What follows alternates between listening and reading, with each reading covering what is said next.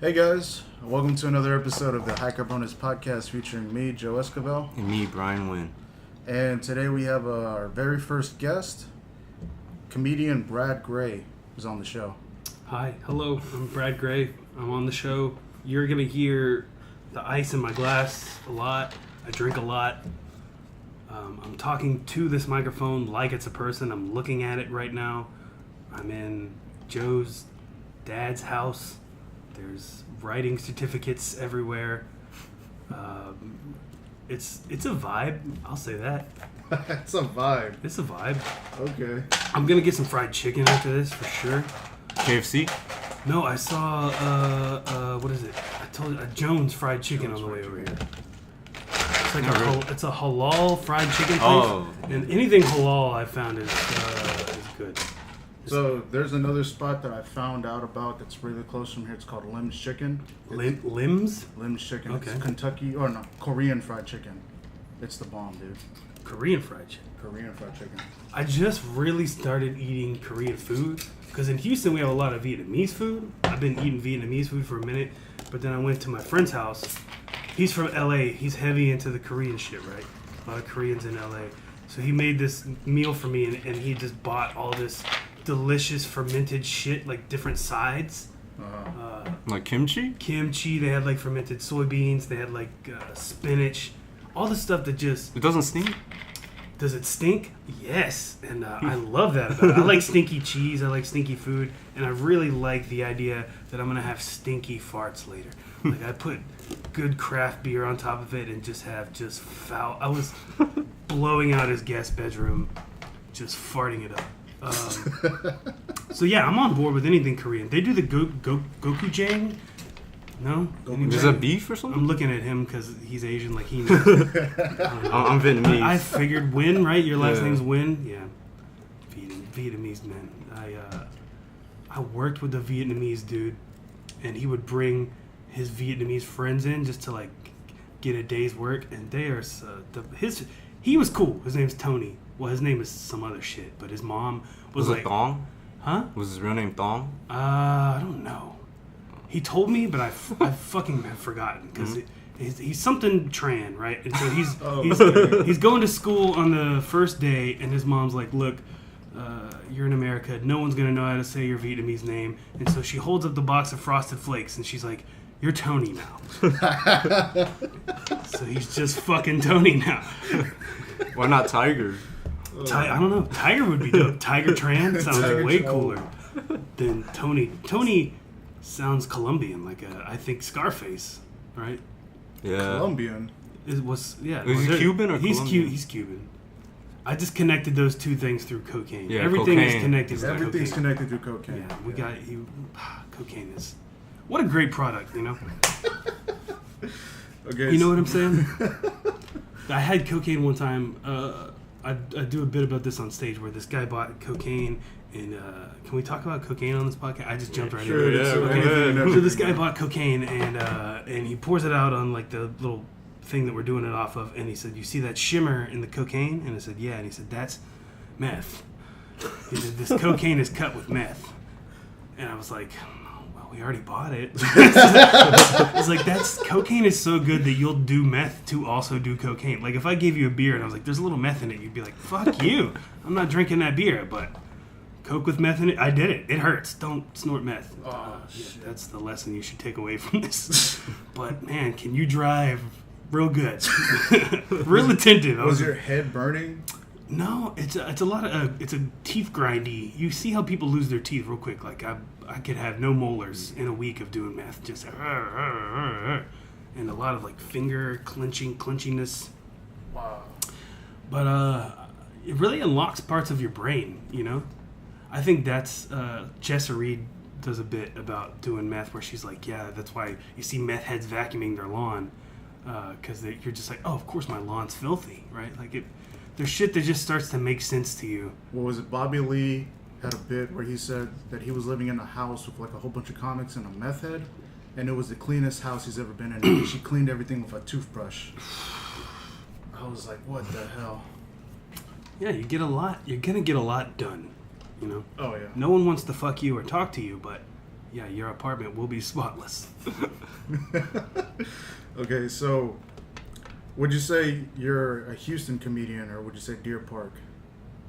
I started doing comedy in Houston. There's no comedy scene in Deer Park. No, So, yeah, I'm not definitely at all. in Houston. Okay. I say comic. Comic. I don't like comedian. Comedian sounds like Seinfeld to me. And also it's gendered, right? And I'm very woke. I don't know if you guys know. I'm a woke comic. I say comic. Yeah, I'm a Houston comic. A stand-up comic. Okay. How long have you been? Almost 2 years now. I was dabbling like at the end of 2015. When I started going, I started my podcast. And I was like, I need guests for the podcast. So I started following a bunch of local comics on Twitter, Facebook, wherever I could. And I just started going to comedy shows. And I met Brian Biggio, actually was the first Houston comic that I really met. Him and Jermaine Warren, who kind of does comedy less now, but he's very, very funny. And so I was like, how else can I go see comedy? And they said, go to open mic, PJ's Monday, and then a couple other places. But I would go to PJ's every Monday and watch open mic. And Kua Agenti came up to me and was like, hey, you've been here for like 6 weeks in a row. And I'm like, yeah. And he's like, you're here because you want to do stand-up. And I was like, okay, maybe. And he's like, quit being a pussy and just go on stage. So like beginning of 2016, I was like, I'm going to start going on stage. I'm going to try and be a real comic. So yeah, since January, I think 2016, I've been doing stand-up. Damn. 16 to 17. No. It must have been 17. Because it was, yeah, that's right. I'm fucking it up. So I did the whole year of 17 and then so far this year, 18. So like a year and a half. Year and a half? That's crazy. How long have you been into comedy? How long have you liked it? I mean, I remember my parents had Cosby records, before we knew he was raping all the time. they had like actual vinyls, and I would listen to Cosby. But I'd say really I got into comedy 2004, 2005. I had a friend. I was in high school. I'm old. I graduated 2004. I had a friend who his sister went away to college, and she came back, and this is when like people still burned CDs. She burned us a Mitch Hedberg CD. And Mitch Hedberg recorded his first album at the Laugh Stop in Houston when it was still a comedy club. And she gave it to us. And we would drive around boring-ass Deer Park. We would chain smoke Camel cigarettes. And we would listen to Mitch Hedberg over and over and over. And then we just started finding other comics through that. I went to college. And then when I went to the dorm, there was like this network in the dorm where everyone's laptops were connected to each other. And you could file share. They did not regulate it at all. So it was just tons of music, comedy albums. This is even like pre-torrenting, but people had like LimeWire and shit. They would LimeWire comedy albums, and I just loved stand-up. I would go see stand-up comedy acts. I went to school at UNT, North Texas. I went to the Addison Improv and saw Sean Rouse in like 2005, 2006. He just passed recently, right? He just died, yeah. But that was the first stand-up comic I saw live, and he pissed everyone off because it was like, Like he bombed it? no. He didn't? He was very funny, but he was only funny to a select group of people. The thing is, it was Bush years. And a lot of his shit was critical of George Bush, mocking George Bush. He has a bit on his album Spilled Milk about Dick Cheney, how evil Dick Cheney is. And you remember he shot that guy in the face? Yeah. So he's doing a bit about that, and then he's talking about shooting his friends and then skinning them. And so he starts screaming. He goes, the larynx always sticks on these fucking lawyers. They talk so goddamn much. And the whole crowd is just uncomfortable. I never knew Sean Rouse. I don't want to act like I did, but he was very comfortable with making people uncomfortable. And I mean, I would say then I hoped I could be a stand-up comic, but I just didn't know you could do it in Houston. I didn't know there wasn't really a scene. The scene died when the Laugh Stop died, and then it started again with really the Secret Group guys. How long ago was that when it died? Laugh Stop? I couldn't tell you. I don't know. I'm not a... Like the Secret Group that just came out like a year or 2 years ago? Right, but before that, for like 2 or 3 years, those guys, well, they have a guy in there. I don't want to name drop people, but I'll just say there's a guy in that clique who was booking musical acts. And so he hooked up with another guy in that clique who played music and also liked stand-up comedy. And so they got the idea they would book stand-up acts. So they started... because they knew the formula, they knew the venues, and then there was all these like mid-market comics who were really funny, who couldn't necessarily sell out the Improv for 3 shows in a row or whatever, but like people wanted to see them, and they had nowhere to play because the Laugh Stop wasn't there anymore. So they started booking out Warehouse Live. I saw Tom Segura at Warehouse Live twice, and they booked that show, and those comics were opening for Tom Segura because there was no other comics in town. So these guys they have a year of stand-up experience. They're opening for Tom Segura at Warehouse Live in front of 200-300 people. And then they said, well, fuck it. What if we did a comedy festival and called it Come and Take It? So, I mean, they've been back as far as 2013, I think. They started doing open mics, and they just got frustrated with the way everyone else was running open mics. They're like, we're getting bumped for garbage comics. We should run our own open mics. And they, I mean, a lot of it, I will say, Gabe Bravo. Gabe Bravo is a doer. So he's like, I'm going to try and make a mic every night of the week. He started setting up mics, handing them off to people, and the scene has just grown and grown and grown. And they've embraced the older Houston comics, and they did it the right way, man. That's it. Okay. How do I fit into it? Not very much. I'm still a very small fish. I just like doing stand-up. I mean, but you've been doing it for 2 years, and I see you on a whole bunch of shows, and I've seen you in open mics almost every time I go there. So you're working really hard. I'm not working as hard as I wish I was working. Really? But thank you. Man, it's a thing where it's like there's levels. It's like when you see a guy who might be getting booked more than you or whatever, you're like, oh, that guy's successful. But then when you get to that level, you'll be like, oh, fuck, I'm not as successful as this guy. So, like, either way, you're still looking at other success and measuring how you are against them. You gotta be careful about measuring yourself against them, but you gotta... don't compare yourself with others? I'm learning that just now, especially doing mics in other cities, because some cities will be stylistically different. Like Dallas is different from Houston, you would say? Yes. I've heard Austin is like very Austin different. was the place I just went to, and a lot of their comics are what you would call like alt comics. Yeah. They do alt for alternate, right? Like an alternate style. But but alt is its own style, which is sort of like these anti-jokes or like making fun of traditional joke structure. So here's a joke I heard, a very funny comic. His name's Joe Tuller, right? And he'll start you off going one way, and then it's like he makes a turn, and then a turn, and then a turn, and then he lands it, and you're like, how did that happen? So he goes on stage and he tells this joke. He goes, so what if spiders have 8 legs? I have 10 fingers and 2 balls, so I can outfuck them anyway. Right?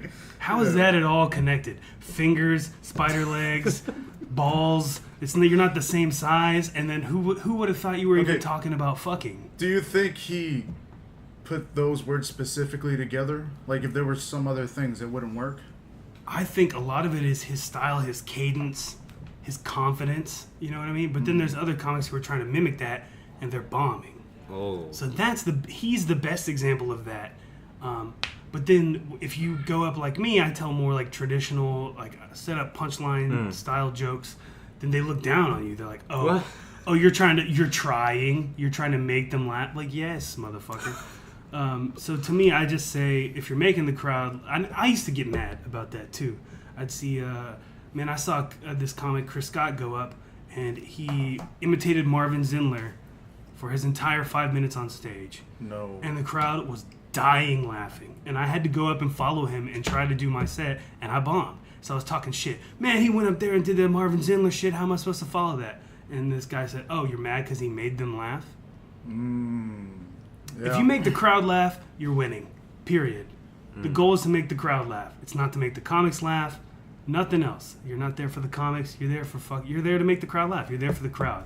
So you could bite other people's styles, if you will, as long as they laugh. I don't know Would you about say? that. No. You definitely want to be. You want to be creating original. your own content. Yeah. Well, being original is hard too, because what's original? You know what I mean? It's like rock music. How can you have an original rock band with a guitar, a bass, drums, and a singer? You have to. The lyrics, I guess, you know, or Yeah. it's something about your persona. There's Or the way you play your The music. voice, maybe? yeah, Yeah, but there's only so many chords, Yeah. you know. There's a lot that goes into it. So I mean, I definitely don't want to bite anybody's style. I don't want to down anybody's style either. If your fucking style is you play the ukulele and I play the electric guitar, is the crowd listening? Is the crowd laughing? You win. That's it. We're here to make the crowd laugh. So, I mean, but so yeah, no, comparing yourself is what this came from originally. I try not to compare myself to. I try not to think about anybody. That's the hardest thing to do in the world. well, from when you first started, do you feel like you were comparing yourself a lot to other comedians back then? Yeah. Yeah. I'm going, this guy's getting booked. Why is he getting booked and I'm not? Why is he getting laughs and I'm not? It's good to analyze those things, but if you beat yourself up about it, you're going to lose. So, from now, how long did it take you to like steer away from that type of thinking? I mean, this happened a month and a half ago. Just recently. Yeah. Okay. Wow. Because I've only been in it for like 6 months, and I'm still thinking like that. Why is that person getting laughs? Why is he funnier than me? Why is this happening? Why is that happening? First 6 months for me is stage fright alone.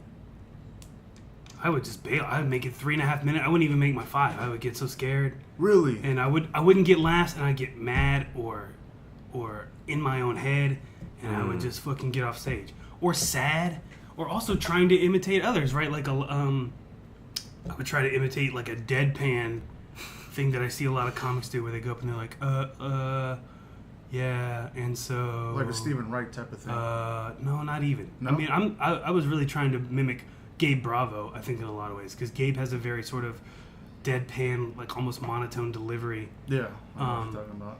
But I work best when when I bring a lot of energy. People like to see that in me for whatever reason.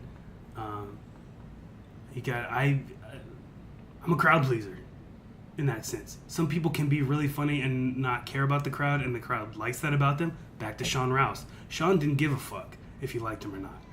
I do. In my heart of hearts, I want to be liked. So if I steer into that and try and be likable, it works. I mean, of course, like you were talking about earlier, that likability. You have that. You have likability when you go on stage. Thanks. And I've seen it. Like a lot of people, they just look at you and they're like, "Oh, this guy's a comedian. I want to hear what he's saying." You know. One of the most insightful things I heard somebody say about doing stand-up is that the audience wants to feel free of care. And so if you act and look like you're free of care, then they feel that from you. But if you're up there caring too much about what everyone thinks, they can feel that too. And then they react negatively. So you gotta just not care, bro. So they go off of your vibe in a way? Dude, it's like there's a hypnotism element to it. Okay, so I'm gonna tell you what happened. Like I think it was like a week ago, 2 weeks ago. So I was at PJ's, and we had a really good host that night, Spike Miller, really good guy. He's been doing it for like about 4 or 5 years now. Really funny guy. And the reason why I say he's a really great host is because he kept the laughs going. He kept the audience like watching him. The audience was really happy. About 5 comedians that went on before me all did good. I go on after Kua Genti. Who he's talking about? Really funny guy. He kills the room. I go on, I keep it going. Like I think it's because of Spike. Because I've had other hosts that I've gone on and the crowd isn't liking it. The crowd isn't happy. They're not making them like smile. They're not doing anything with the crowd. They're just like, oh, this is your next comedian. Man, Spike could bomb and he's still gonna captivate. Yes. He still can. If his jokes aren't funny, he's still gonna have the crowd's attention. And there's something to that. Also, I think people see your effort. If you're not putting in any effort, then why would they? You know, this guy doesn't care. Why should I care? And that was the vibe I was giving off when I was trying to do the deadpan thing. It's like, I don't care. I just want to get through my set. Other comics can do that kind of style. It's not my shit. I learned it going up after Trey Tutson one night because I saw Trey really bring the energy. I was like, I'm gonna go up there and I'm just gonna match the energy. Whether I get laughs or not, I'm gonna deliver my jokes like I'm doing great. I'm not gonna acknowledge if the jokes don't land, which I think is an important lesson to learn too. Mm-hmm. If you start trying to do too many dig outs and apologizing to the audience, then they start feeling like, yeah, this guy should apologize. So you don't apologize. If the jokes don't land, you just go, all right. That's the Nick Palermo. All right. Well, I also hear other comedians go like, oh yeah, that didn't work. Like don't say that. They talk. The about audience it on knows stage. it didn't work. Yeah. You don't have to tell them. You don't have to. Go to the next joke. Yes, exactly. That's what I've been doing recently. But look, I feel like an idiot even talking like I'm any kind of expert. So this is just how I feel. I'm no expert. You're I'm just a guy you're who's one willing of to the- do your podcast. Compared to us, you're an expert. Compared to us, compared you're to an us, expert. For you're sure. the expert in the room right now. Okay, well, Yeah. that's nice. But you're one of the first guys that I've met, and that really like helped me like progress through. Like you really like Me? Yes, Why? you're one of the guys. Cause there was this one night where I was at the super group. It was the pro-am. I did really good. The next day, I heard you talking to Koo, talking me up because I did really good that day, and I bombed that night, that Monday, at PJ's. But still, like you were talking me up, and you were like, "Hey, this guy's working at it. He's gonna keep going and doing it," you know. And I was really happy. Like I see you as somebody that I look up to, you know. And there's other people that I look up to too, but you're one of them. I always talk to new comics. Nobody talked to me at all. Comedy's super cliquey. Oh, it Oh, is. yeah. So it's like high school. It's definitely Yes, it is. and I'll be the first to tell you that like I don't necessarily want to be your friend, but I'll at least acknowledge that you're there and that you're working. Koo was I'll always have respect and love for Koo because he was the first guy to, like I said, he kicked my ass. He told me to get on stage and quit being a pussy, and then he would just say hi to me every time, and you feel like you have at least one ally in the room. So I always do that for young comics. Well, that Hey, I matters. see you. I see that you're here. I see that you're working. And I'll tell you too, hey, that fucking sucked, bro. Tighten up. Right? Tape yourself and listen, and you'll know why it sucked. I've had that many times. Well, that acknowledgement, you feel that. We feel that as new comics. We're like, hey, this guy sees me. He knows that I'm working. I just got to keep going and keep doing it. You know? I always watch new comics. Yeah, always. Why? Why would it? Why you're just gonna go to open mic and get drunk with the same assholes every time? Well, there's always this whole thing where you have to like network and stuff, talk to other comics, and the open mic's going, and then you're outside on the porch or outside like smoking or whatever, drinking with the other guys and talking, but you're not really there for the comedy. You're just there for networking purposes, which always kind of like pissed me off a little bit. You know, What pisses you off? like the comics only care about networking. That's not true. I don't think that. No, they not only care everybody. about No, networking. not everybody. But Some people might approach it that way. there are some comedians that I've seen that have done that. They only use it for networking purposes, the open mics. They don't care about comedy. All they care about is advancing themselves. Well, I mean that's stand up, bro. I mean it's dog eat dog. It's gonna be that way. People are it's cutthroat. People are trying to get spots on shows and shit. Yeah. I always just want to meet somebody. I try not to insert myself in places I don't deserve to be. Last night I hosted the mic at the Secret Group. Billy Wayne Davis was there. He's one of my very favorite comics to listen to. I've still never seen him live. I was hoping to see him last night, but I was hosting. But he was just hanging out with the comics, you know. And I said hi to him, and I told him you're very funny. But then, like, everyone's gathered around him, and they're trying to one-up each other and, like, show off in front of him. And I'm like, that's just not me. That's not me. What, Like, Billy Wayne's going to look at me and go, let's be best friends, Brad. It doesn't seem natural, right? It does. It's not natural. It's forced and weird. Quit doing that. Just look, But a compliment and get. I don't talk to famous people at all. I don't want to. I feel like I'm bugging everybody. Yeah, I feel the same way. Who the fuck am I? What? No. Yeah. Say hi and move on. No one wants to hear. Just say, hey, Billy Wayne. I said, hey, Billy Wayne. I think you're really funny. I shook his hand. He said, thanks. That's all I needed or wanted. If we end up in the same green room, maybe we'll smoke a joint and chat. But I'm gonna force myself on this man while he's trying to have a beer on the roof. No. You already got like 10, 20 people over there doing Everyone the same else thing. is already doing it. Yeah. You gotta be yourself. That's hard to do. Yeah. It is. It really is. I feel like I was way better at it in middle school, and then I just lost it somewhere. People grind that out of you. They want you to feel bad about who you are, and you gotta just be in that. I think, yeah, be yourself, man. Yeah. I mean, like you said, that's the hardest thing. Like me, I was never really talkative in high school. I was always a loner. I never really liked doing things with people. And now that I'm doing stand-up comedy, I realize it's a people thing. You have to talk to people. You have to be there. You have to be interactive. And that's hard for me, you know? Because, like, I'm not used to it. So it's something that I have to overcome. Like, have you overcome that? No, I've always been a talkative, friendly, big crowd kind You're of an guy. extrovert. I'm an extrovert in a big way. I'm a ham. I never had a problem being the center of attention, like getting on stage. The only thing that was hard, I talked about stage fright. It wasn't getting on stage. It was just like if I wasn't killing, then I just hated myself. Yeah. And some of that is when you do bigger shows, you realize it's situational, right? I did a show at Drafts and Laughs last week, and there was probably 50, 60 people there, and I told the same jokes that I've been telling an open mic for, some of them for over a year now. And you would have thought I was the funniest motherfucker you had ever seen, because people are there, they've paid money, they've invested in this show, they're there for comedy, right?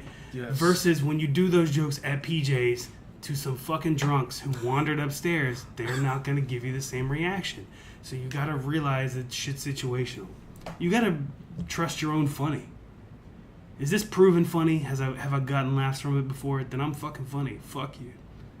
Yeah, that's. I attack the crowd now. Really? I attack the crowd. I'm swinging dick. You have to. Okay. If you don't think you belong there, no one else is gonna believe it either. Yeah, that's true.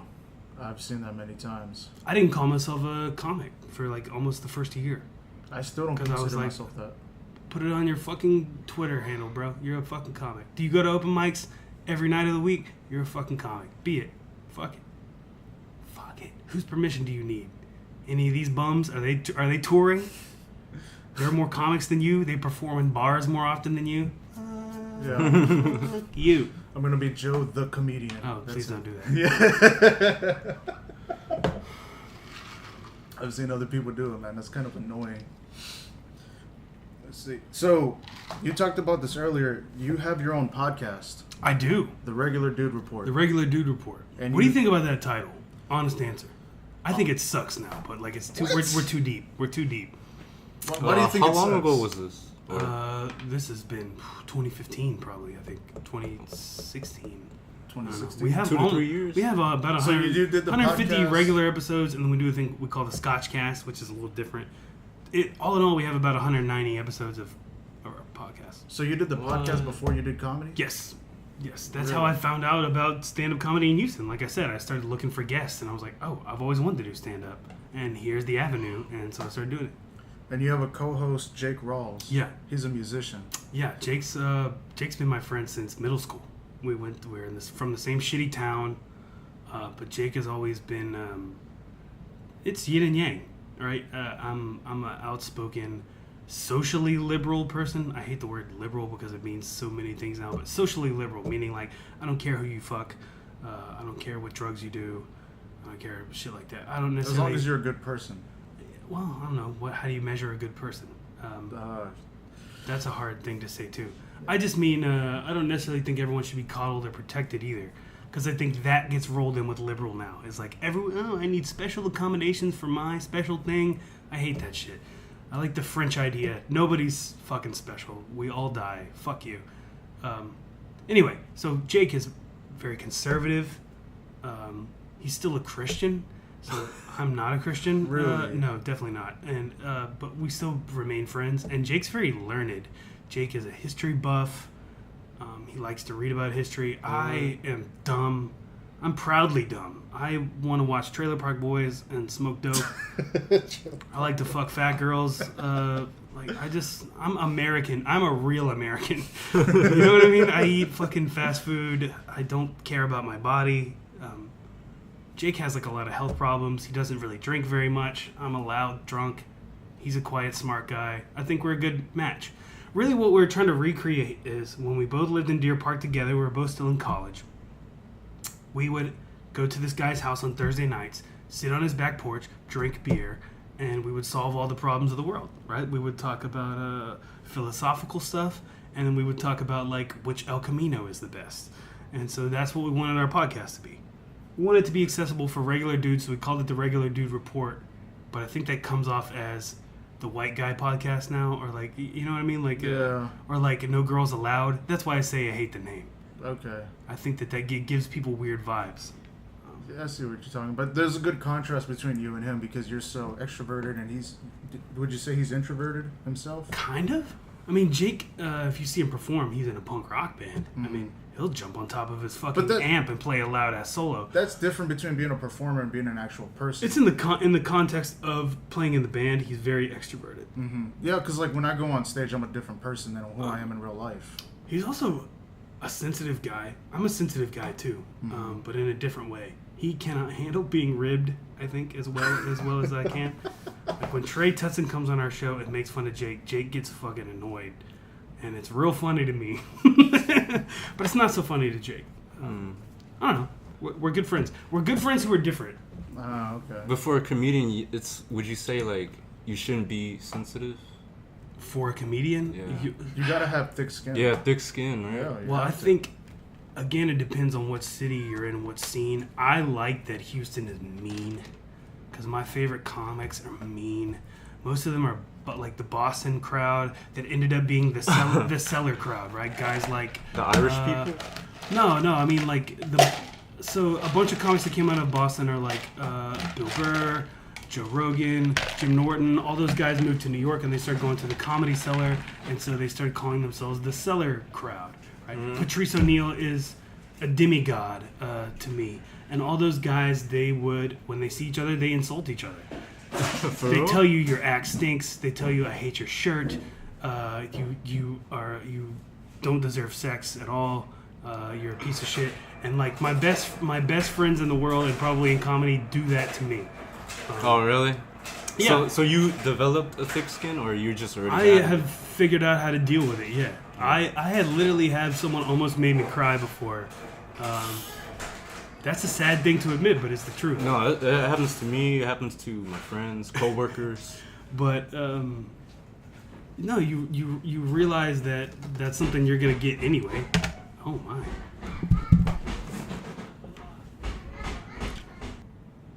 Okay, so this is something that I kind of want to talk about, and I feel personally about this. Do you feel that drugs and alcohol enhance or worsen your stage performance? I think there's a sweet spot for me, especially when it comes to booze. 2 to 3 drinks in is good sweet spot for me. After that, I can get too dark. If you've ever seen me host open mic, by the end of open mic, I'm so jaded and sad. It can be pretty bad. Marijuana, I almost never smoke weed before I go on stage anymore because I forget. I lose my spot in my set. I'll literally forget the jokes I'm trying to do. I think weed helps me write because weed helps me. Weed brings me back to that childlike state of like being imaginative, and you start thinking about the stupidest things, which are often like stupid brilliant is my lane, right? I'm a smart dumb guy, like the smartest dumb guy, right? Not a dumb smart guy. I'm a smart dumb guy. Okay. Yeah, that's me. So I do feel the same way. Like whenever I've been on stage and I've smoked weed before, I forget almost everything that I've thought of I was gonna say. And with that sweet spot, 2 to 3 drinks, that's perfect for me. I have been on a set where I've had like 5 drinks maybe, and I've done good, but I don't know if it's like a good idea to drink that much before. I've done that with cocaine. You know, you have a little blow and you do like 4 or 5 drinks. And I did a show on St. Patrick's Day at PJ's. Okay, yeah, I know. No, that was Adderall, actually. I did some Adderall. Adderall? Yeah, and I was just fucking amped. And so I had a couple drinks, and I found the sweet spot. There's always a sweet spot. But you can't make it your goal to go out and get fucked up. If that's your goal, then you're going to get fucked up. If your goal is to be funny, then that's what you're going to do. Like, have you been on stage, like, sober? Just plain sober? Yeah. And how does that differ from... I can do sober. You I can? don't mind sober. Mm-hmm. I think that I'm funnier after a couple drinks. I'm more relaxed. You're trying to be carefree. Everyone's more carefree after 2 or 3 vodka sodas, you know? Well, like, I've heard from Doug Stanhope in some of his interviews, and he says he's funnier on alcohol. Yeah. On alcohol. That's a weird way to put it. Okay, he's funnier when he's drinking. Yeah, no, I know what you meant. Yeah. It's all right. Don't backpedal. Just say on alcohol. That's On alcohol, it's just a okay. funny way to No, put it. but that's how I feel. I just said you were funny, and then you backpedaled. That's how I feel about myself. Like, when I'm drinking, that's when I'm funnier. That's when I'm more open. That's when I'm myself. Yeah, I feel like I'm partying then. It feels like I'm not, it's not as much like, oh, I have to do that. I have to give a speech for the class. It's like, no, I'm drunk and I'm going to go entertain these. I'm going to be a drunk clown. I'm a drunk clown. And that's my dream, is to be a drunk clown, I think. I can be more conversational. I think those are the comics that I really like and respect a lot. Is comics that feel like they're conversational. Yeah. You know what I mean? Like they're just like they're talking to you. They're talking to the crowd. Hey, what's up? How was you guys' week? Here's what I did. I finger fucked a girl, and here's what happened. Or whatever. Yeah, I don't know. Again, I feel like I'm trying too much to pretend I'm an expert on this podcast right now. So I just want to give a disclaimer that I'm in no way an expert. But I did think of one more thing I wanted to share with you that I think was an important lesson that I remember learning. Was that no one cares. Okay. No one cares about you. No one's going to miss you. One, in the sense that, like, if you do bad, no one cares. So don't worry so much about what everyone thinks, the other comics think, what the audience thinks, because most people are just there to have drinks. And the other thing is, like, a couple times I was like, I'm gonna quit. Right? I'm gonna quit comedy. I'm sick of it. And then I was waiting for people to be like, Brad, where are you? Where have you been? Nobody fucking cares if you quit. And that was so hard for me, is that I'm a lifetime quitter. Bro, my parents never. I'm a lifetime quitter. My parents never made me stick with a sport of any kind. If I wanted to quit, they just let me quit. And so, like, if you try to quit comedy, there's nobody to quit to. Bargatze has a joke about that. He's like, I don't have a boss. There's no one I can quit to and just be like, I'm sick of this. If you quit, no one cares. Well, I have this saying. So if you really are into, this is what makes me love it. Is like, it's up to you. It's like boxing. It's like you versus yourself. Except I get to smoke and drink a lot more, right? Yeah. You can't drink like I do and box, but you can drink like I do and be a comic. That's true. It's a performance enhancing thing, I don't know. I hate that too. I hate that idea. Really? Yeah, I don't love it. I don't know. Well, I have this thing where I don't know. You can be too drunk. You can be too high. I've been both. I've been wasted and I've been super high on stage. It's not good at all. I've done it sober, and I feel like it's when you do it sober, it feels like you're trying to be an athlete or like you're doing a job. Yeah, it does feel like a job. The whole reason that I was drawn to stand-up comedy is because I don't want to have a job. You can't have 2 cocktails and go to fucking work every morning, right? But you can have 2 cocktails and go on stage, and I love that. I love that you can do that, and no one's going to tell you no, and no one's going to tell you that you're not funny. Well, the one thing that I've always thought of is you don't quit comedy. Comedy will quit you. That's a stupid statement. What the fuck does that mean? Oh my How is comedy going to quit you? What are you talking about? The people aren't going to like you anymore. They're not going to laugh, or even if you're funny, you're not as funny as what you once were. Do you agree? No. What does that mean? You're either funny or you aren't. I mean, I think that it's self-regulating in that way. Mm-hmm. It's like if you go up and people don't laugh, it's self-regulating. But no, they're not going to quit you. They didn't, like, no one's going to be in the audience to be like, well, Joe wasn't funny. I'm not going to laugh ever again. No, then people don't. Comedy doesn't quit you. Okay. And it doesn't mean that you're not a funny person. Some of the funniest people I know are fucking restaurant managers or electricians. But that doesn't mean that they can do stand-up. Comedy doesn't quit you. You quit. You quit doing stand-up. You stop going to mics. Well, you stop believing in yourself. You stop writing new jokes. I've quit comedy like 3 or 4 times in my 6 months. Yeah, so just in my 6 months. Yeah. And did anyone care? Did anyone call you? Nobody cared. Nobody asked. They see me at the next mic. Oh, hey, Joe, what's up? But here's what you got to... The other caveat to that, what I'm trying to say is, like, when you do well, no one cares either. When you do bad, when you bomb, no one cares. No one fucking cares until you're on TV, probably. Oh, seriously, until you're at least on a big show. If you're on a decent show, right? People are like, oh well, we paid money to see this, and we expect this guy to be this thing. But when you're at open mic, it's free. Okay. So be free. Do some Drew Hallway shit. Go up there and fucking move the mic around for 5 minutes. Nobody fucking cares. Do you make him laugh? Does he make him laugh? Drew makes him laugh. Yes. Does he win? He wins. The end. That's it. Can we talk about something else? What do you want to talk about? This is all. I listened to your first episode. You talked about porn the whole time. Yes, we did. And I felt like there was a severe lack of depth into the porn thought process. Okay.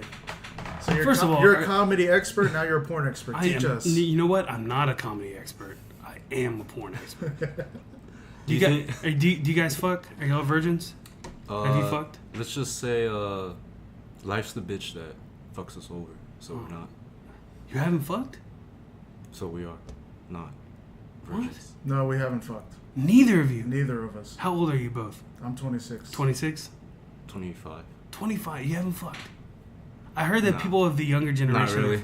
No. What do you mean not really? You've either had sex or you haven't. I mean, I fucked myself over. Okay. Nah, but Jesus. nah. You boys, you gotta learn. You can do way better. So that's a generational thing, you would say? I've heard that people of the generation below, well, like, I get lumped in with millennials because of my age, but I've heard that people, the generation below me, are fucking less. I fucked a lot. Like, everything's relative, right? I mean, don't get me wrong. I've had chances. I just never taken Yeah, them. we just Why? never. It's too Well, scary. I live with my mom and like grandma. So, That's another thing. I was fucking when I lived at home. They heard you? You can fuck in a car. You can fuck at her house. You can fuck, dude. As soon as I went in there to piss, okay, across from the back of Joe's house backs up to a golf course, and there's like right across from that, there's this like cinder block house that has a male and a female bathroom. I would have gotten my dick sucked in that bathroom years ago, for sure. And your brother, he's younger than you. He has a kid. He obviously fucked. Obviously. Just not here, right? So why? It's a confidence thing. It's like you have this weird that you like feel like you don't deserve to fuck or something. Like you absolutely everyone. No. Okay, so here's the thing. With me and him, we feel like we can do better than what we get. What? No. I don't know why. I'm about my numbers regardless. I fucked some hot girls. I'm about quality. And I I'm fucked not some, about quantity. I'm that's, about no, quality. that's ridiculous. No, I fucked some sea monsters and I fucked some real hot girls too. Because once you get a couple sea monsters under your belt, you feel a little more confident. You know. Have you fucked fat chicks? Yes, I love fat Like chicks. BBW I said or that like- earlier. Yeah. Well, there's a line. You know. There's a line. What's the line for The you? waistline? First of all, are you guys into BBWs at all? Let's start with that. Sure. I mean, Yeah, I like I'm- my girls thick. Okay, you down. like okay. Yeah. So here's the line for me: the two stomach situation, where her stomach divides into a top stomach and a bottom stomach. Oh, That's no good. And also, she has to have a general hourglass shape for me. I don't like just a beanbag of a bitch. I need like a fat girl who's shapely. You know what I mean? Well, yeah. But for me, like, if her stomach sticks out more than her. No, ass, that's ridiculous. Yeah, that's. A big belly's great. That's no problem at all. What? It's just I don't. I thought you were going the other no, way. absolutely not. That's ridiculous. I don't fetishize the belly though. That's the thing. Is like, Oh. I like giant asses and giant tits, and at some point you reach a cap with a normal sized girl to where you have to move to fat girls. If you want a really big jiggly ass, you have to go for a fat girl. It just happens, right? So go for it. And why? What are you waiting for? The right girl, I guess. Why? Why? I don't know. What is she gonna do? Making sex a special thing, that's such a female thing to do, in my opinion. It makes me sad, boys. It makes me real sad. I don't get it. Because you jerk off to it, you jerked off to 1,000 women. Yeah. That's true. Well, So it's not like you're dedicated to one girl. yeah. So why are you putting all this specialness and all this weight? And there's different girls every time. You're not jerking off to the same girl. So, of course. You ever do that? You ever get stuck on one woman for a while? Like one porn star? Sometimes, yeah. I cycle too. No, you just pick like whatever's on the front I have, page like- of X Hamster or Pornhub or whatever. Pornhub. Pornhub. Yeah. X Hamster for me. I like the Really? hamster for some reason. It's There- cute. there's It makes me something feel better about the fact that I'm doing something pretty kind of shameful. It's A called little shameful. Beej.com. Beeg.com. No, it has so many videos and they're high quality. They're better than the other stuff. I'm All right, this is free info for this. it's free. It's free, guys. Beej. Beej.com. I'm just. I'm too. Okay. You don't keep them in like rotation? Wait. Like cycle through? Like porn store, porn store, porn store, porn store. Porn star. Yeah. The porn stars. Or do you like amateur or I get actual into porn sort stars? of a like unknowns? Do a you like- genre, Uh-huh. and I rock with that for a while. You know. Well, like blowjobs. I was doing ass, facials, you know. okay. Then I'm doing like BBW girls. Then I'm doing. Then I got like, I started going into like real weird fetishistic stuff. Is it like I- horror porn? horror porn. What is horror porn? Like, I don't know, it's like blood and like gore. Blood and gore. I don't want yeah. blood or They gore. would have, No. like- I don't like really bondage? like the. like well, bondage? that's a real broad term, right? Uh-huh. I like what I really like. The best way to put it is facial obscurity, like a woman with makeup, like a full face of makeup, whatever that makeup is, clown makeup. It's fucking or yeah, or like makeup? yeah, clown. It's hard to find girl clown porn. Look for it. I promise you. You can find lots of porn where the guy's a clown. Not that much porn where the girl's a clown. Hard. A woman blowing you with a ski mask on. Or then I got into like the vinyl mask, the leather mask. Yeah.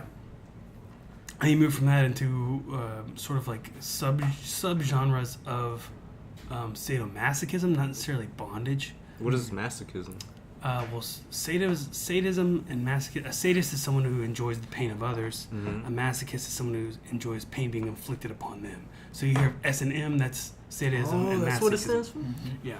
So I like for a while nettles, stinging nettles. I really got into that for a while. What's that? Yeah, you're gonna have to look that up. But it's basically it's a type of plant where they whip your skin with it and it makes your skin like welt up and like. So yeah, I got really into like girls whipping other girls with nettles for a while. What the fuck? I've never heard of that. I'm vanilla, dude. I'm vanilla. You just watch like I just watch regular like stuff. whatever's on the what's regular though. Just penis Anal, into vagina. it's no anal. Anal, yes, I watch You anal. do anal. That's part of vanilla though. But anal is just too common though. I feel. It's becoming more common. It's becoming really common. But I don't like the rosebud situation. Rosebud, what do you mean? What The anal rosebud, where the whole asshole prolapses into. Oh Like, my God! I don't want to look. I don't want to see that. It's too I don't much. want to see that either. I don't like the farting or the shit part of it. I just want to No. fuck you in the ass because that's So the you're not into taboo scat? hole. No scat. Okay. I could do piss. Okay. Would you piss on a girl? Would you let a girl piss on you? I'll piss Piss on on a a girl. girl. I would never let a girl piss on me. Why? Why? What are you scared of? It depends where she's pissing to be fair. Your chest versus your face, these are big steps. A girl pissing on your chest, that's fun. You know, you could just lay down in the shower, let her pee on your chest. If she pees on your face, now you're really being humiliated, right? And you got to be prepared for that exchange of power. Okay. And I could do that easy. When you start talking about pegging, then you're really getting into an area where I can't go there. I can't give up that much power to a woman. I don't think anyone can. No, I know guys. I definitely know guys. Oh, who've, Well, he's like older, right? Or is he? No, I don't think so. There's young guys who do pegging too. Yeah, What? There's guys who like to be dominated. but dominating can mean so much different things. That's what I'm saying. I didn't know that. Ball busting. I feel like I could do that. That seems cool. I cannot fucking do that. Or girls just like punch you in the balls Fuck no. and jerk you off at the same time. No. That seems great. It seems cool. Wouldn't that ruin the? The girl has orgasm? to be hot. The girl has to be hot. No. Some guys think They it get like off on that? enhances it. Mhm. Yeah.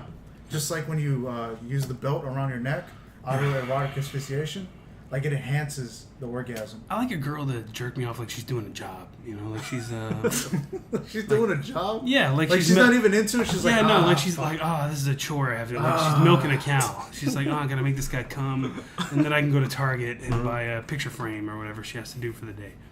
Yeah, I like that. I like a disinterested woman. That's great. I love disinterest. Do you like fingers in your ass? I've never done that. I had a woman try and slip a finger in my ass, and I panicked and kicked her off the bed. This was a very intense situation. She was sucking my cock. Here's the thing. Okay, look. I've heard it's great. The male G-spot is in your ass, and Yes. it's supposed to make you come really hard. I think in the context of a relationship, and if we had a conversation about it, I would try it. Oh, But really? this is a woman I've hooked up with for the very first time. She's sucking my dick, and she just tries to start sliding a finger. No lube. She didn't even really lick her finger or anything. She just started to try and slide a finger in my ass. And I was sitting on the bed, and I took both of like the heels of my feet, and I lined them up with her shoulders, and just fucking catapulted her off the side of it. And I said, "What the fuck are you doing?"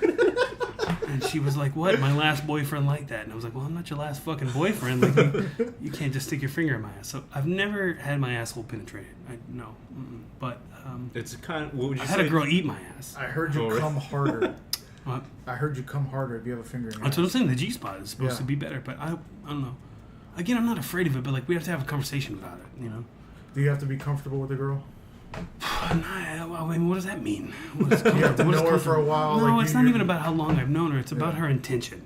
If her intention is to make you her bitch, that's different than her intention is to please you. Same with eating your ass. So when that girl you first met, you felt like her intention was just to... Her intention was to put her finger in my ass and then tell all of her friends. I put my finger in Brad's ass, and I'm not gonna have that. Why would you tell her She friends? wants bragging Because rights. women love that. They love that shit. I made him my little, she wants to put her finger in my ass and make make a weird noise or something so she can tell all of our friends about it. No. It's got to be a thing that we're doing for each other. It's not a thing that you're doing so you can tell your girlfriends at brunch about how you made me go. It's different. You know what I'm saying? Again, same with eating your ass. It's like you got to put your ass on her face. It's got to be a dominant position when you're getting your ass eaten. Do you get what I'm saying? Yeah. You're standing over her, you're lowering your ass onto her face, and she's licking your asshole, versus you're on all fours sticking your butt up. Oh, okay. I see what you're saying. Or like a changing diaper position where you're pulling your legs back. It's a submissive versus a dominant positioning. You like to be in control. I'm a dominant person. Yeah. I think aren't most dudes are? No, I don't think so. I think Really? a lot of guys who definitely guys who are like CEO types who are dominant all the time, they really enjoy the release of letting a woman dominate them, and that's why you will hear about guys who are like, I don't know, I'm just theorizing, but like Jeff Bezos of Amazon, he likes to The billionaire. put a diaper on and gets whipped or something, like something like that. He just wants someone to tell him what to do for once, because his whole life is him telling other people what to do. And He has an algorithm. he definitely has an algorithm for his orgasm. Yeah. This many milliseconds on my asshole, this many milliseconds on my taint. Suck my dick for this long. And then 2-day shipping, and then I come. 2-day shipping. Oh, man. So in our first podcast, we talked about like our favorite porn stars. Which Yeah. one's yours? I don't think I go. It's a phase thing, I really like. Here's two different people in the spectrum, so you can see what I'm working with. Riley Reid, big fan.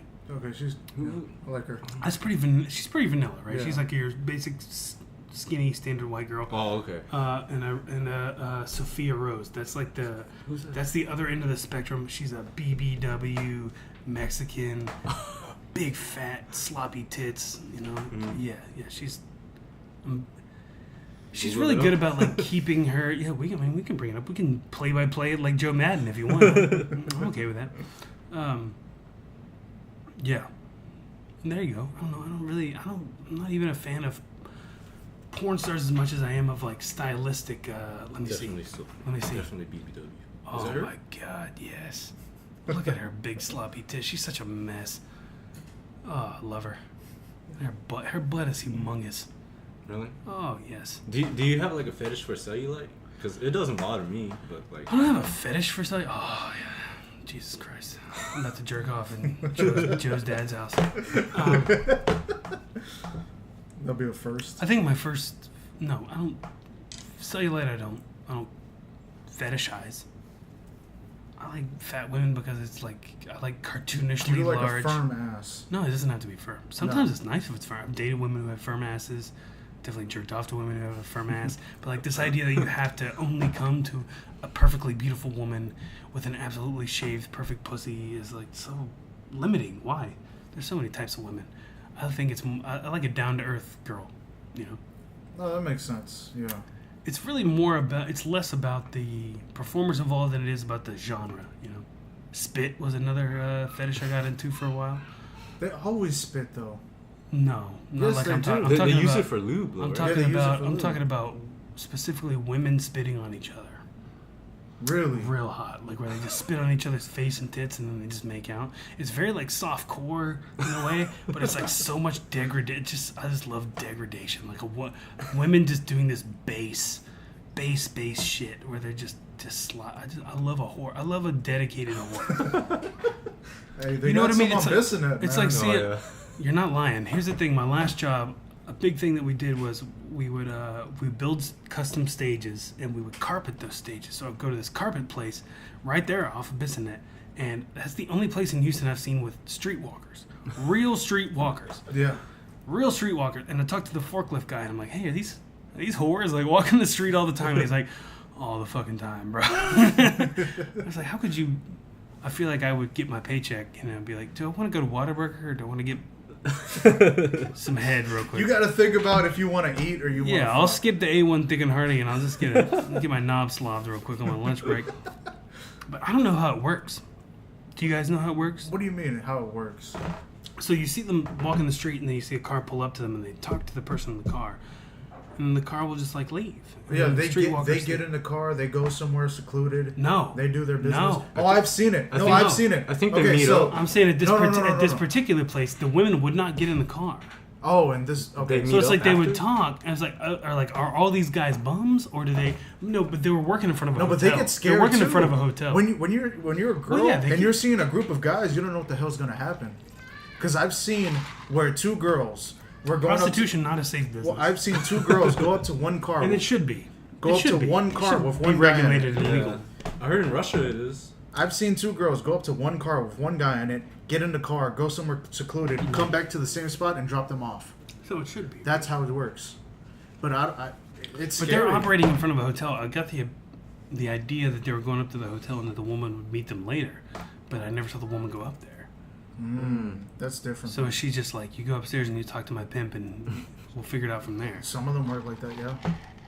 Because they're scared themselves. You don't know what the hell's gonna happen. Would you guys ever pay for a prostitute? I would. Yeah. Yeah. Yeah. I've seen How it all much? the time. What do you think? What's your rate $10. There's just not for a enough. nut, for a blowjob, or for fucking? From what I've seen, it's This is from a guy. don't know. This is from a guy who's never fucked. 15. He's willing to invest $10. I know. I'd pay more for a plate of. It's good- 'cause he's Asian. I'd pay more for. It's because he's Asian. He wants to save his money, Cheap man. piece of I shit. have to. So He's what like, I'm that's saying, a lot of dry cleaning. What I've seen, $80 for 15 minutes, Yeah. $100 for 30 minutes, $120 for. Listen, this guy, he's That's like renowned. off of Grand Theft Auto or something. No. I've seen this stuff on Tinder, POF, stuff like that. They have actual. I'm like, saying hookers $40 on to it. $50 for head. $100 for a fuck. That seems fair. Okay, yeah, I can do that. And yeah, That's reasonable. New Orleans is the only place I've seen anyone hire a prostitute. I went to a bachelor party, and I came back from walking around, and I went up to my hotel room, and the guy I was sharing a hotel room with, he was in the bathroom with two very black prostitutes, and he's a very white guy. So I just left and did another lap and just let him figure it out. But I think that would be the place, New Orleans. New Orleans. Because you have your own place to bring them back to. Yeah. That makes sense. You gotta watch out for the trannies there. Is that a big problem? Trannies? I've done a double take a couple times on some trannies. A double take, you know what I'm saying? Like you see them Yeah. walking, and you go, "Oh, that girl's cute," and then you do a double take, and you go, "Wait a minute, some broad shoulder. She looks like a power forward from the back." You gotta watch out for that. That's no good. What do you do if you end up with that person in your hotel room? Now you're. Have you been Yeah. to Hispanic clubs? They have them there all the time. I've gone to one Hispanic club, and it was a they were advertising billiards. That's with some guys who like to play pool, and we showed up there. It's the only time I've ever really felt discrimination as a white guy. Right? They did not want us there. They triple ID'd us at the door, and then we sat at the bar waiting. Well, we tried to play pool, and they don't have the balls there. You have to rent the balls from the bar. So we sat at the bar for like 15, 20 minutes, and finally they came over, and they're like, it's $50 an hour to play pool. And we're like, $50 an hour? What the fuck? It's because they think you got money or something? I think they were hoping we would say no and leave, and that's what we did. We said no and left. Yeah. Yeah, it was weird. But I've seen the opposite happen more, where they try to keep Mexicans out of bars that I was in. Yeah. There was a bar by my old house, and there was these Mexican guys in there, and they're drinking big time. Like, you would think if you owned a bar, and you had 6 Mexican guys in there, and they're drinking Shiner Bock. They're not drinking Lone Star. They're drinking $4 or $5 a bottle of beer, right? And they're drinking them 6 at a time. They order around for the boys, right? But they're playing banda music on the fucking thing. And there's this old white couple in the bar, and they start bitching about the banda music. Really? Tell them to turn that Mexican shit off, and they're bitching at the bartender. So he goes over there and he turns the jukebox down, and the guy's like, "Hey, what the fuck? We play for the song," and they're like, "We vetoed your song." They ended up skipping all their songs and playing like the Eagles or something. What the And they're like, "Okay, we see where this is going." So they just kept sitting there, and then they said, "We'll have another round of Shiner Buck," and they said, "We're out of Shiner Buck." And you can see the cooler has a clear glass face, and there's plenty of Shiner Buck in the cooler. Wow. And they go, "You're out of Shiner Buck?" And she says, "Yeah." And they go, "Okay." They pay their tab and they left. And I've seen that kind of shit way more than I've seen what happened to me. Literally the only time I've ever had discrimination against me is they were just like, This guy looks like a snitch. We don't want him here playing pool. He needs to fucking go. He's a cop. He's a of cop. course. He's a cop. So discrimination doesn't really discriminate, right? Discrimination, I don't know. I think discrimination should be encouraged and allowed. It lets you know who you want to. Do you want to be somewhere that you're not welcome? I don't. Yeah. So the Blue Lagoon, I'll say their name, the Blue Lagoon, on fucking whatever shit street they are in Northwest Houston. Do you want to go there if they don't want Mexicans there? No, you don't. Fuck Blue them. Lagoon. The Blue Lagoon. Lagoon. Fuck the Blue Lagoon. You don't want paying customers there, then you're a fucking idiot. It's the same thing with like a baker who doesn't want to bake a gay cake. You don't want to bake somebody's wedding cake. Yeah. Fuck you. I've heard Then you're that, not a yeah. then you're not a fucking baker, right? You're not a fucking bar. Exactly. If you're not in the business of selling fucking beer, you're not a bar. If you're not in the business of selling If you're cake, not trying to make money, No. why are you in that this business? is capitalism. Exactly. right? So fuck you. Fine. You don't want Mexicans there? We'll go. We'll get a Chulas. Chulas. Diablo Locos. God damn, Chulas is legit. Is it? The women are so hot. Have you seen Memory Cafe? No, I haven't seen Where's that at? This is somewhere around here. We should go after this. Memory Cafe. I've never The been whole there. staff is hot Vietnamese girls in their underwear serving coffee. What? I heard they have those at like San Jose though, but not in. I've Houston. heard they have that. Let me show you. No, on they have that at other Instagram. places, Let me but show it's you on like- Instagram Memory Cafe, bro. Oh, You're gonna be shit. like, God damn. I've heard of that type of idea. I You, forgot where you it heard was, of though. Cafe 101? No, what's Cafe 101? It's like that, but more PG. Who wants more PG? I don't know. Their food there sucks. Like, hey, do you want women who are like? You're here to objectify women. Do you want them in more conservative outfits? No, I don't.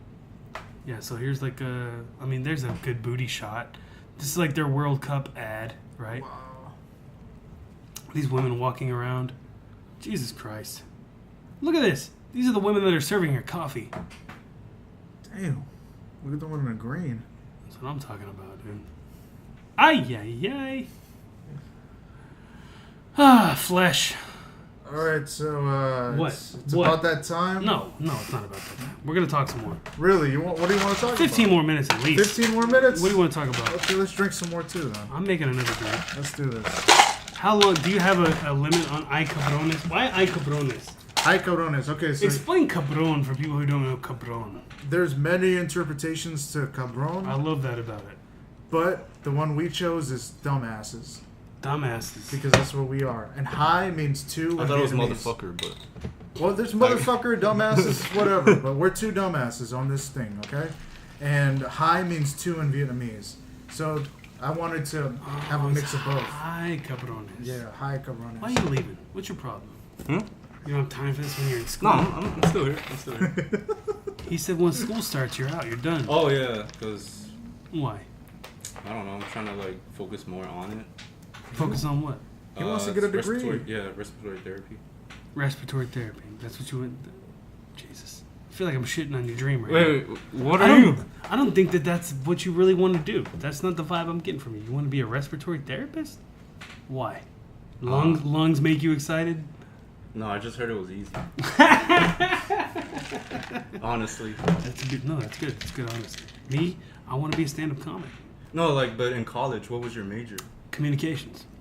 Oh, so like radio or something? Funny that you say that. My original degree plan was at University of North Texas. They have radio, television, and film.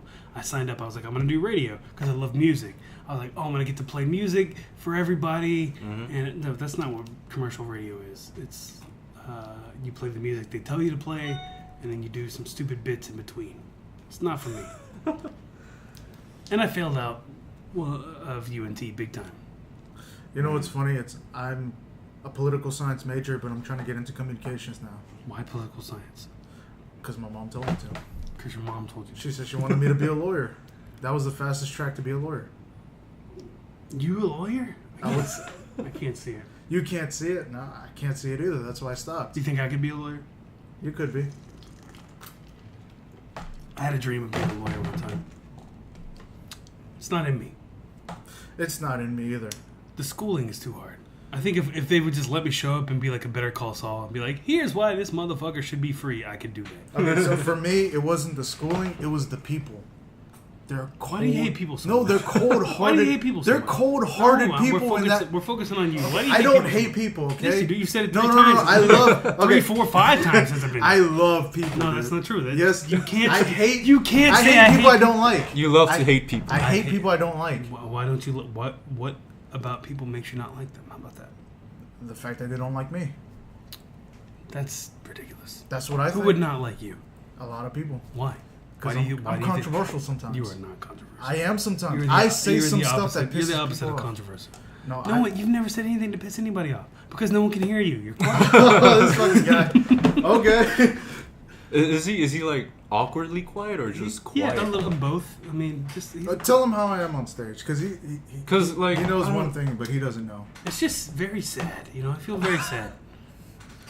Okay, Like I'll agree to that. It is very like sad. a funeral? sometimes. No, I've made people laugh. I've killed the room before. It feels like therapy. It's like he's like I gotta get this thing out, and everybody's like, okay, well, we respect that, but were you gonna write any jokes about it? Occasionally he does, and that's nice, you know. But do you think stand up is therapy for you? I did before, now not anymore. Yeah. I changed my whole mindset on it. I just want to be funny now. Before I did think it was kind of like therapy. Yeah. I was just trying to get who I am out there to people. What is that? Who are you? Just this sad, depressing guy who's been hurt so many times, you know. Who's been hurt so many times? Yes. He's another Drake of comedy. God, I hate Drake.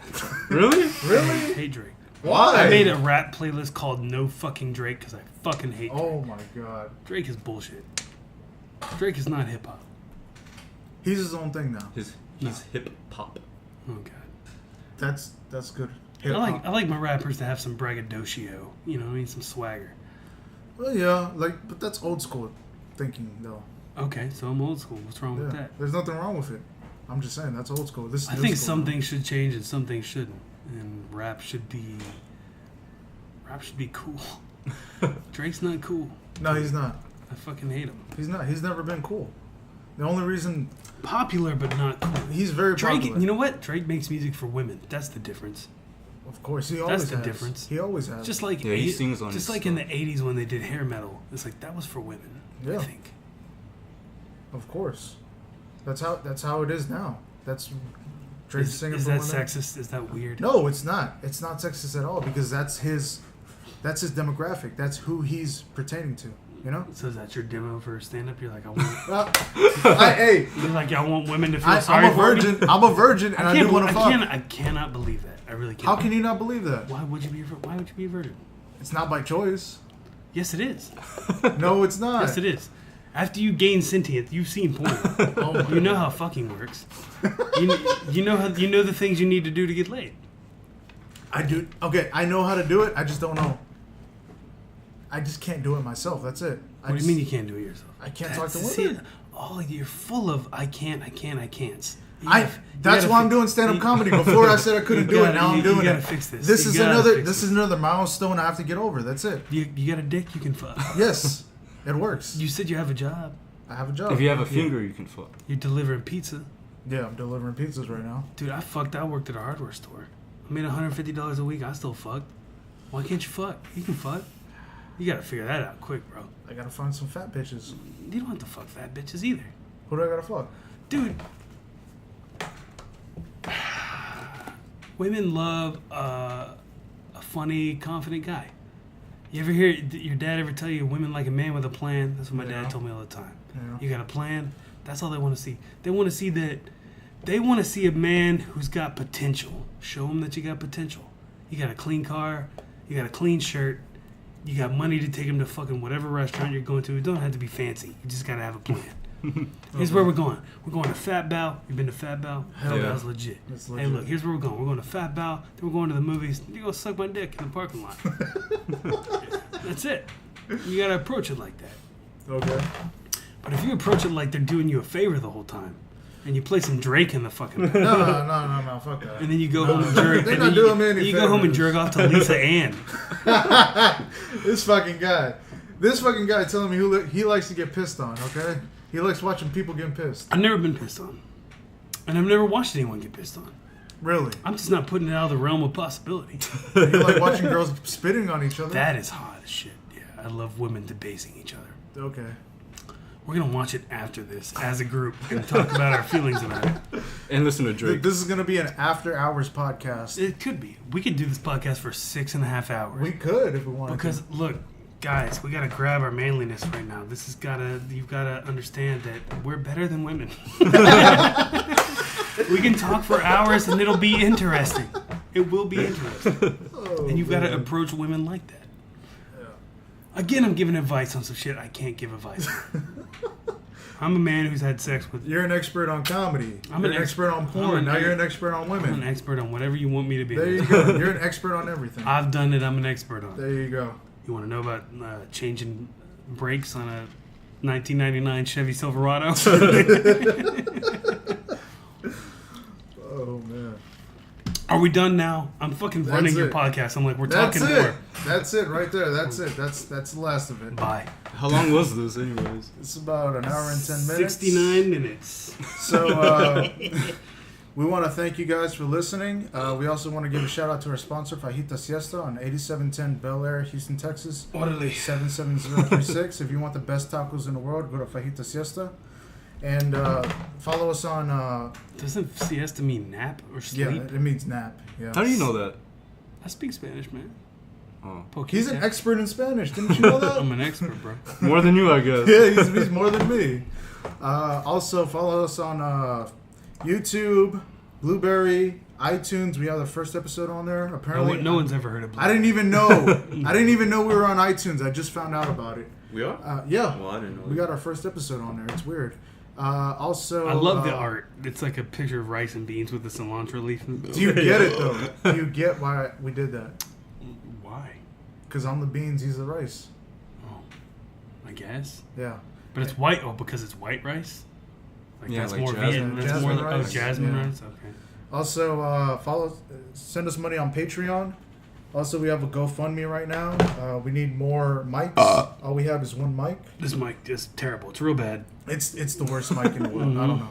Okay. Well, no, it's a quality mic. It's just you need more than one. We need more than one. Yeah, this we being in the need middle of- money. Just send us money. Doesn't matter. No where. one's gonna send you money. That's not. No one listens to this.